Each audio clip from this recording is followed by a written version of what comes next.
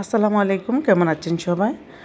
আজকে চলে আসলাম আমরা গ্রামে, এই যে গরু ছাগলের বাজারে। আমি এত বড় হয়েছি, কখনো আমি গরু ছাগলের বাজারে কখনো আমি যাইনি, এই প্রথম গেলাম। তো এই সাইডের থেকে দাঁড়ায় দাঁড়ায় কিছুক্ষণ আমি দেখলাম।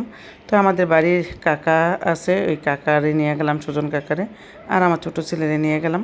তো আমরা একটা খাসি কিনবো, তার জন্য আমরা গেছিলাম। তো এই যে খাসি কিনা হয়ে গেছে, ওই কাকাই কিনা দিল, আর আমি আর আমার ছেলে দাঁড়াইছিলাম। তো এই যে দেখলাম, তো এখানে আসলে দেওয়ার জন্য আমরা অপেক্ষা করতেছি। বাজারে গরু খাসি ছাগল বিক্রি হইলে তারপরে এখানে আসলে দিতে হয়। তো আমি প্রথম দেখলাম যে কিভাবে গরু ছাগল কেনার পরে আসলে দিতে হয়।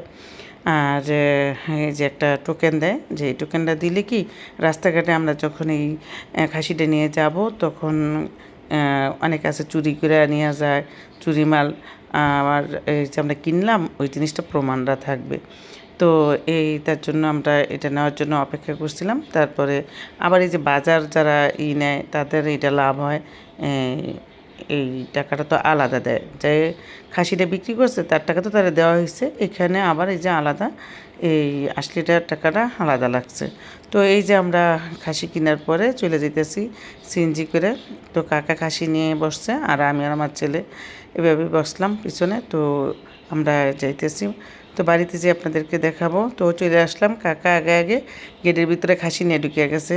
তো খাসি তো দৌড়ে বাড়িতে এসে পড়ছে, যেহেতু বাজারে অনেক ঝামেলা পাইতে হয়েছে ওর।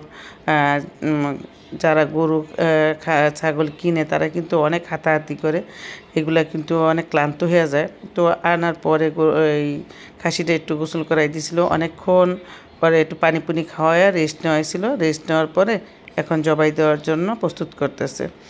তো এটা জবাই করা হয়ে গেছে, আর কাটাকুটিও মোটামুটি হয়ে গেছে। তো আজকের মতো এই পর্যন্তই, সবাই দোয়া করবেন, ভালো থাকবেন।